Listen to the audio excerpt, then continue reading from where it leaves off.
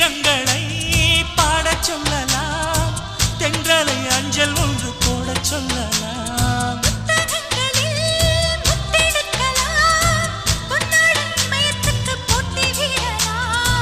பூமிக்கு பொட்டு வைத்து பார்க்கலாம் பார்க்கலாம் பூவுக்கும் ஆடை தைத்து போடலாமா சூரிய